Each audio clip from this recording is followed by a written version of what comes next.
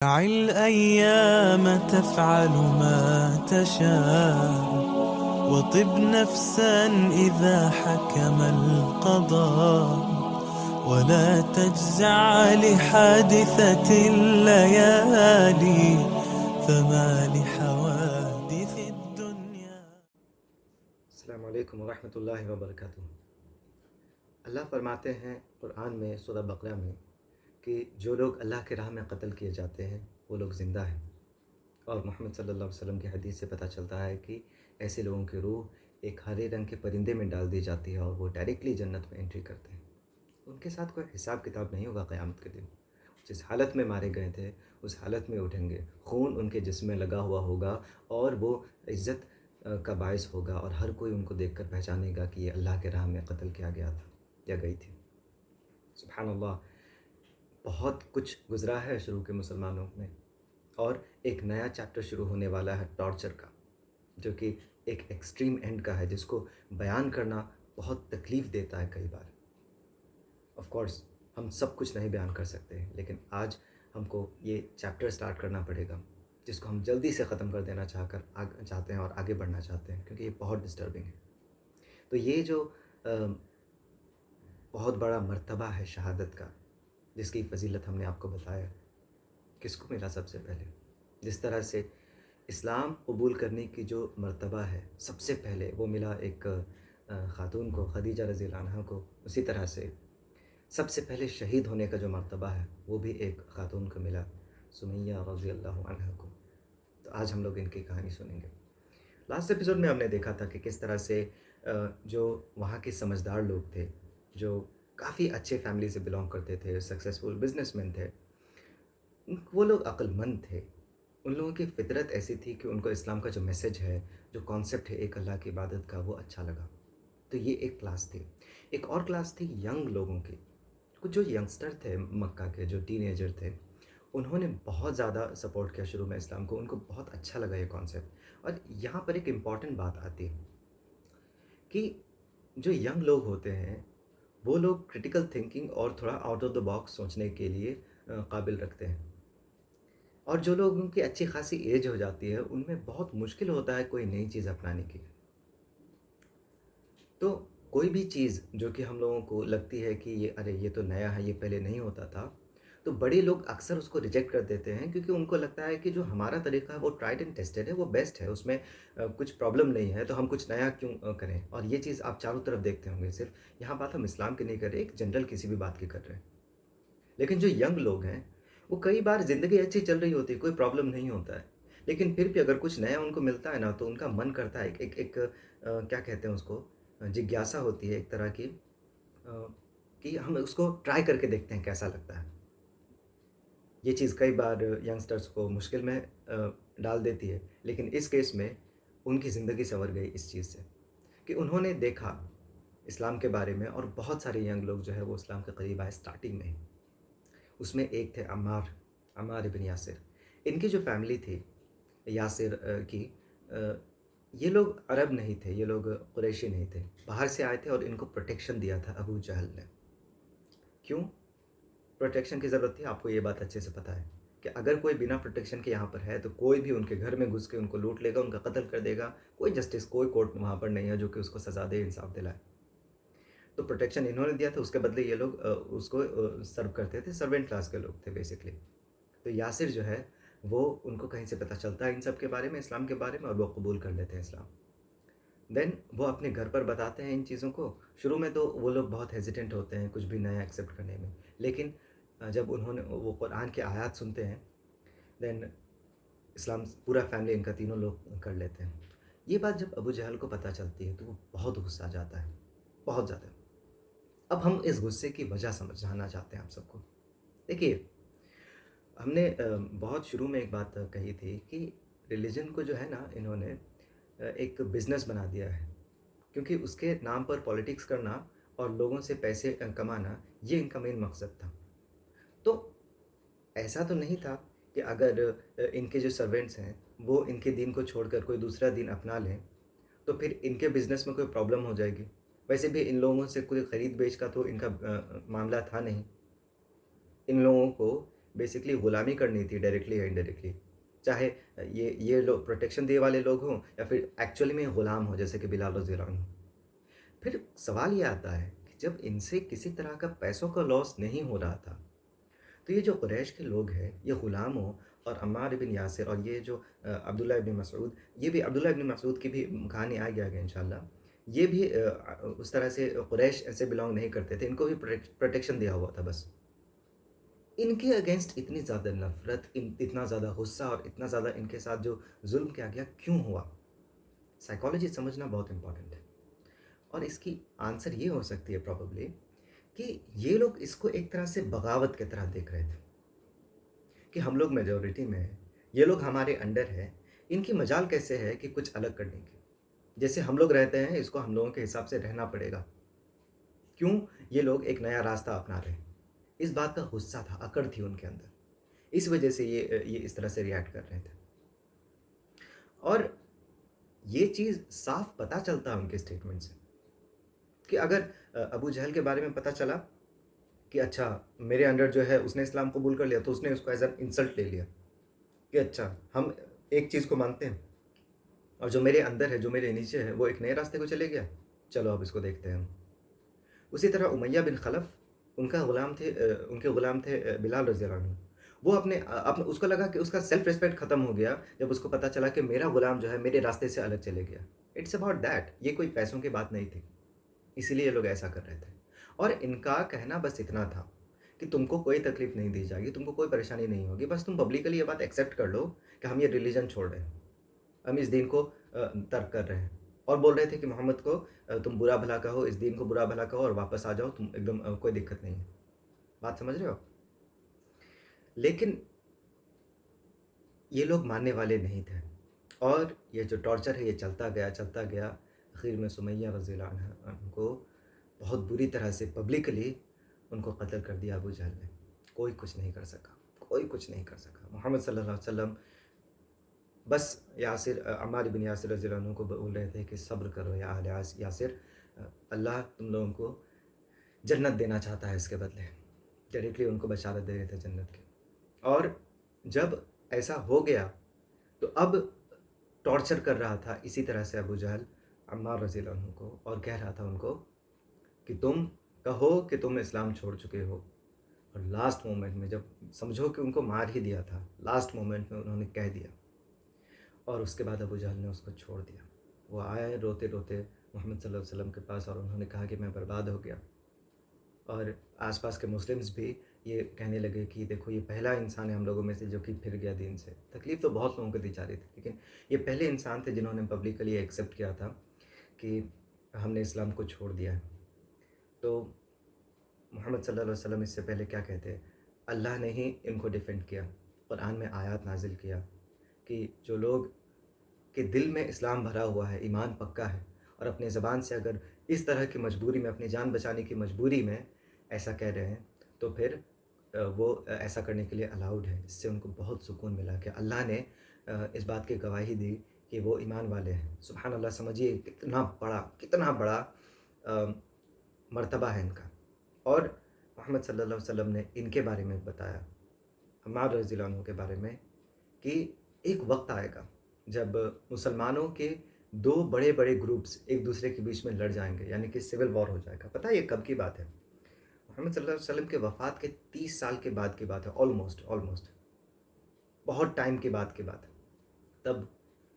اور ان میں سے کوئی ایک جو ہے عمار بن یاسر کا قتل کر دے گا، اور جو ایسا کرے گا وہیں بغاوت کرنے والا ہوگا، یعنی کہ عمار رضی اللہ عنہ جس گروپ میں ہوں گے وہ گروپ حق کے زیادہ قریب ہوگا، ایسا محمد صلی اللہ علیہ وسلم نے کہا۔ یعنی کہ یہ بھی ایکچولی میں لاسٹ میں شہید ہوتے ہیں، تو یہ پوری فیملی ہی جنتی ہو گئی۔ بتائیے جو بھی انہوں نے جھیلا، اس کے بعد ان کو یہ نتیجہ ملا کہ اللہ ان سب سے راضی ہوئے۔ خیر، اتنی آگے جانے کی اب ضرورت نہیں ہے، اب ہم لوگ تھوڑا پیچھے آتے ہیں باقی اس کلاس کے لوگوں میں جو کہ سلیو کلاس ہیں، جیسے کہ بلال رضی اللہ عنہ، خباب بن عرط رضی اللہ عنہ، اس طرح کے لوگ، تو ان کو بہت زیادہ تکلیف دی گئی، اتنی زیادہ کہ اس کو بیان نہیں کیا جا سکتا ہے۔ بس بلال رضی اللہ عنہ نے اتنا سن لیا تھا کسی سے کہ اللہ ایک ہے، ان کا کوئی شریک نہیں ہے، اور بس اتنی بات ان کے ایمان کے لیے کافی تھی، اور وہ بس ایک ہی بات کہتے تھے، احد احد، اللہ ایک ہے، اللہ ایک ہے۔ امیہ بن خلف، ان کو اس طرح کا ٹارچر کیا کہ ایسا ٹارچر کسی اور کو نہ جھیلنا پڑا، اور پھر بھی وہ نہیں مانے آخرکار۔ ایک بار بہت زیادہ ٹارچر کر رہا تھا ان کو جب امیہ، تو محمد صلی اللہ علیہ وسلم نے ابو بکر رضی اللہ عنہ کو کہا کہ میرے بلال کو چھڑا کر آؤ۔ تو ابو بکر وہاں پر گئے، اور امیہ دیکھ کر ان کو حیران ہو گیا کہ ارے ابو بکر آپ، اب تھوڑا اس کو سمجھنے کی کوشش کیجیے۔ ابو بکر رضی اللہ عنہ بہت بہت سکسیزفل بزنس مین تھے، اور ان کے کیریکٹر کی وجہ سے، ان کے اچھائی سچائی کی وجہ سے لوگ ان کو پسند کرتے تھے، جسٹ لائک ان کے فرینڈ محمد صلی اللہ علیہ وسلم، آلموسٹ سیم لیول کے تھے وہ دونوں ہی مکہ میں۔ تو ان کو کہا کہ آپ اتنی رات کو اس وقت کیا بات ہے؟ تو اس نے کہا، ابو بکر رضی اللہ عنہ نے کہا کہ مجھے غلام چاہیے، خریدنا ہے مجھے۔ تو اس نے بہت کسی کو دکھایا کہ یہ دیکھیے یہ دیکھیے، انہوں نے کہا کہ مجھے بلال چاہیے۔ تو وہ سمجھ گیا کہ یہاں پر بات کیا ہو رہی ہے، کیونکہ ابو بکر رضی اللہ عنہ اسلام قبول کیے تھے، یہ بات پورے مکہ جانتا تھا، ہر کوئی جانتا تھا، لیکن کوئی ان کو کچھ کر نہیں سکتا تھا نا۔ آف کورس ہم اس کا ریزن بتا چکے ہیں کہ جو لوگ رسپیکٹڈ تھے ان کو پبلکلی ٹارچر نہیں کیا جا رہا تھا، ان کو ان کے ٹرائب والے کر سکتے تھے، لیکن وہ بھی پرائیویٹلی ہوتا تھا مور اور لیس۔ تو وہ بہت ہائی پرائس لگاتا ہے وہاں کے نارمل ریٹ کے حساب سے اگر کمپیئر کرے تو، پھر بھی ابو بکر رضی اللہ عنہ ان کو خرید لیتے ہیں۔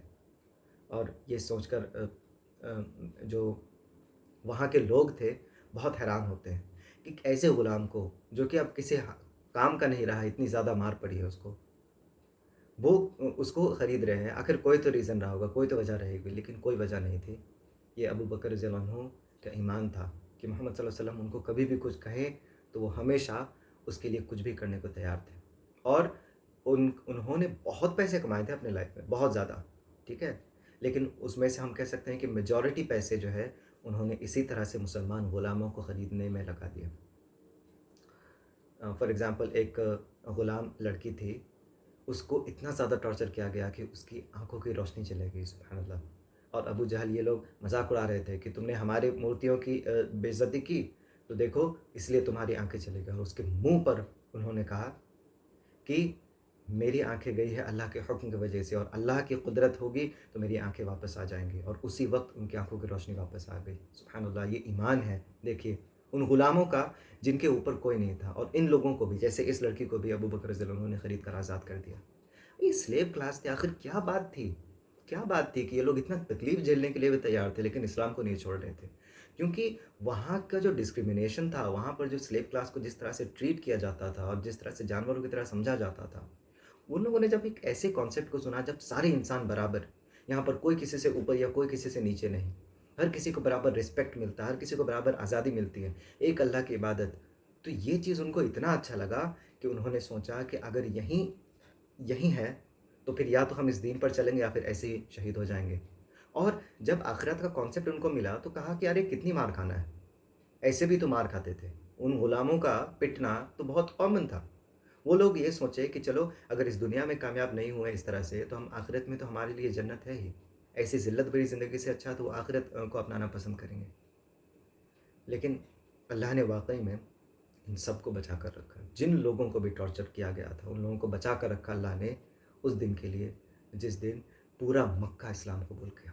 ایک وقت آئے گا جب یہ دیکھیں گے ان لوگوں کو، خیر وہ بہت دور کی بات ہے۔ ایک اور بہت ہی خاص انسان کی بات ہم کرنا چاہیں گے جن کا نام ہے عبداللہ ابن مسعود رضی اللہ عنہ۔ سبحان اللہ، ان کی فضیلت کیا کیا بیان کرے، کم پڑ جائے گا۔ یہ کہا جیسا کہ ایک قریش کے باہر سے تھے، بس پروٹیکشن ملا ہوا تھا، اور یہ ایک ایسے ٹرائب سے بلانگ کرتے تھے جن کی لینگویج بہت زبردست تھی۔ ان کی عربک لینگویج میں جو کلیئرٹی تھی وہ بہت اچھی تھی، اور یہ بتا رہے ہیں اس کے آگے کام آئے گا۔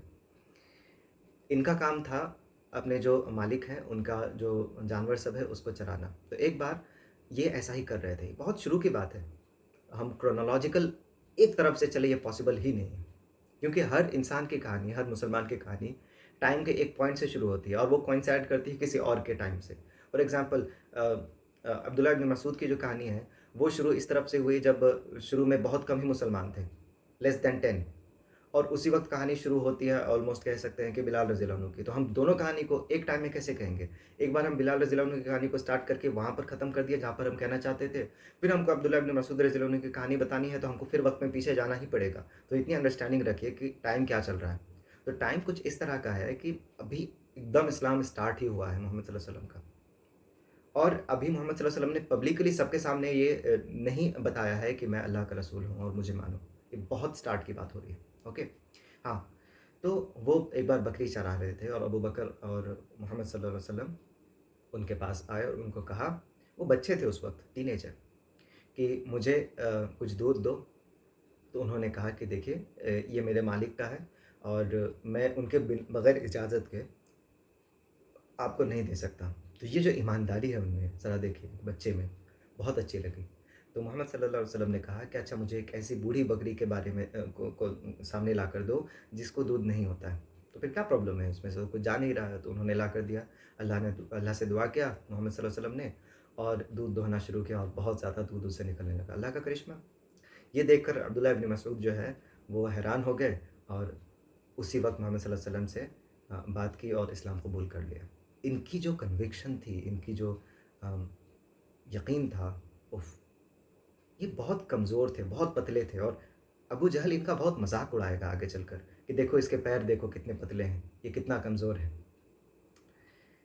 اور قرآن سیکھنے میں ان کا ایک الگ مرتبہ، ایک الگ لیول تھا، مطلب کہ یہ ایک حدیث میں، حدیث تو نہیں ہے، ایک سٹیٹمنٹ یہ دیتے ہیں آگے چل کے اپنے لائف میں کہ میں نے محمد صلی اللہ علیہ وسلم سے 70 سورہ ڈائریکٹلی ان سے سنا ہے، یعنی کہ ابھی محمد صلی اللہ علیہ وسلم اس کو بیان کر رہے ہیں، تلاوت کر رہے ہیں، اور ڈائریکٹلی انہوں نے یاد کر لیا ہے 70، مطلب کہ زیادہ تر قرآن۔ اور محمد صلی اللہ علیہ وسلم کی حدیث ہے کہ اگر کسی کو میرے بعد قرآن سیکھنا ہو تو کچھ صحابہ کا نام لیا انہوں نے، اس میں سے ایک نمبر تھے عبداللہ ابن مسعود۔ ایسے صحابی جس کو محمد صلی اللہ علیہ وسلم پبلکلی کہتے ہیں کہ اے عبداللہ مجھے قرآن سناؤ، وہ ایک دم حیران ہو گئے اور کہا کہ یا رسول اللہ، قرآن آپ پر نازل ہو رہا اور میں آپ کو قرآن سناؤں؟ تو محمد صلی اللہ علیہ وسلم نے کہا کہ مجھے اچھا لگتا ہے سن کر، تو انہوں نے سنانا شروع کیا۔ اور اس طرح کا نیریشن کسی اور سے جلدی دیکھنے کو نہیں ملے گا۔ یہ وہ صحابی تھے جو کہ رات کو تلاوت کر رہے تھے، اور محمد صلی اللہ علیہ وسلم نے سنا اور کہا کہ اے عبداللہ ابن مسعود تم دعا کرو، مطلب کہ ان کو سنا کر نہیں کہہ رہے تھے، ساتھ میں ان کے ابو بکر عمر تھے، ان کو کہہ رہے تھے کہ اے عبداللہ ابن مسعود تم دعا کرو، تم جو دعا کرو گے اللہ اس کو قبول کرے گا۔ اور وہاں پر عبداللہ ابن مسعود جنت کے لیے دعا کرتے ہیں، یعنی کہ عبداللہ ابن مسعود بھی ایسے صحابی ہے جن کو اسی دنیا میں جنت کی بشارت مل گئی۔ جب اسلام ایک دم شروع میں تھا اور لوگ ڈرتے تھے کہ کس طرح سے ہم اپنے جان بچائیں، اس وقت عبداللہ ابن مسعود پہلے ایسے صحابی تھے جو قریش کے آگے قرآن کی تلاوت کی ہے، سورہ رحمان کی، اور وہاں کے لوگ ان کو اتنا مارنے لگے کہ یہ پوری طرح سے بے ہوش ہو گئے۔ اور جب یہ ہوش میں آئے تو انہوں نے کہا کہ میں پھر سے ایسا کرنے کے لیے تیار ہوں۔ تب محمد صلی اللہ علیہ وسلم نے ان کو روکا اور کہا کہ یہ اس میں سمجھداری نہیں ہے۔ تو یہ ہے عبداللہ ابن مسعود۔ اسی طرح سے بہت سارے ایسے لوگ تھے جیسے کہ خباب ابن الارت رضی اللہ عنہ، یہ بھی غلام تھے۔ ان کا جو مالک تھا ان کو جلا دیتا تھا، اتنا ٹارچر کرتا تھا، سیدھے گرم لوہے سے، ان کا کام ہی یہ تھا، ان کو سیدھے برن کر دیا گیا، لیکن پھر بھی انہوں نے اسلام کو چھوڑا نہیں۔ یہ سب کچھ ان لوگوں کو جھیلنا پڑا، یہ برداشت کرنا پڑا، اور آج ہم لوگ اپنے گھر پر بیٹھ کر، سو کر، لیٹ کر یہ کہتے ہیں کہ زندگی بڑی مشکل ہے۔ کیا مشکل ہے ہماری زندگی؟ ان کو دیکھیے انہوں نے کیا کیا، اور ان کو کیا مل رہا تھا؟ ان کو کچھ بھی نہیں۔ آگے چل کر ان کے پاس اتنی دولت ہوگی، اتنی آزادی ہوگی، پوری دنیا کے سب سے بڑے سپر پاور ہوں گے یہی لوگ، لیکن ان کو ابھی کچھ نہیں پتہ یہ سب، اور نہ اس کی امید کر رہے ہیں، نہ اس کے لیے ڈیمانڈ کر رہے ہیں، اور نہ ہی ان کو کوئی گارنٹی ہے کہ ایسا کچھ ہوگا۔ ان کو بس ایک چیز سے مطلب ہے کہ یہ سچا دین ہے اور ہم کو اس پر قائم رہنا ہے اور کسی حال میں پیچھے نہیں مڑنا ہے۔ اور یہ لوگ ایسے ہیں جنہوں نے فرسٹریٹ کر کے رکھ دیا ابو جہل جیسے لوگوں کو، امیہ بن خلف جیسے لوگوں کو۔ اور ایک چیز ہم آپ کو بتانا چاہیں گے، آگے چل کر دنیا کی سب سے ٹرننگ، ہسٹری میں سب سے جو ٹرننگ پوائنٹ والی جو لڑائی ہے وہ ہوگی جنگ بدر، جو کہ پوری دنیا کو بدل کر رکھ دے گا۔ اس جنگ کی خاصیت ایک یہ ہے، بہت ساری خاصیت میں سے، کہ جن جن لوگوں نے جس کو بھی تکلیف دی ہے وہ لوگ اسی کو اپنے ہاتھ سے قتل کریں گے. آپ دیکھیے گا آگے چل کے عبداللہ ابن مسعود ابو جہل کو ختم کر دے گا. بلال رضی اللہ عنہ تلوار چلائیں گے امیہ بن خلف کے اوپر. تو اللہ انصاف کرتے ہیں تو ایسا کرتے ہیں. اور جیسا کہ ہم نے بتایا جو بھی لوگ ابھی ٹارچر کیے جا رہے ہیں اللہ ان سب کو بچا کر رکھے گا. آگے چل کے مسلمان بہت سارے جنگ لڑنے والے ہیں اور ویسے بھی اس وقت کی لائف ایکسپیکٹنسی بہت زیادہ نہیں ہوتی تھی. تو اس بیچ میں بہت سارے صحابہ جو ہے ان کی یا تو وفات ہو جائے گی یا وہ شہید ہو جائیں گے. لیکن جو جو لوگ تکلیف جھیلے ہیں اس طرح کے اللہ ان کو بچا کر رکھیں گے فتح مکہ دیکھنے کے لیے. اور وہ مومنٹ ذرا سوچئے جب بلال رضی اللہ عنہ وہاں پر کعبہ کے اوپر چڑھ کر اذان دیں گے اور لوگ ان کو دیکھیں گے کہ یہ وہیں بلال ہے. اور یہاں پر ہم اس ایپیسوڈ کو روکنا چاہیں گے کیونکہ آنے والا جو مومنٹ ہے وہ اپنے آپ میں ایک بہت ہسٹوریکل اور بہت ہی زبردست مومنٹ ہے جب محمد صلی اللہ علیہ وسلم کو حکم ہوگا کہ اے محمد پورے قریش کو اب دعوت دو اسلام کی. اب تک کہاں تھا؟ سیکریٹلی دعوت چل رہی تھی آس پاس کے لوگوں سے. اس کو مطلب کہ پیپل ٹو پیپل چل رہا تھا. محمد صلی اللہ علیہ وسلم ڈائریکٹلی باہر نکل کر نہیں آئے تھے. اب محمد صلی اللہ علیہ وسلم باہر نکل کر آ رہے ہیں اور یہ مومنٹ بتانے کے لیے وقت چاہیے ہوگا. تو انشاءاللہ اگلے ایپیسوڈ میں ہم آئیں گے. سبحان اللہ و بحمدہ سبحانک اللہم و بحمدک اشہد ان لا الہ الا انت استغفرک و اتوب الیک. السلام علیکم و رحمۃ اللہ وبرکاتہ.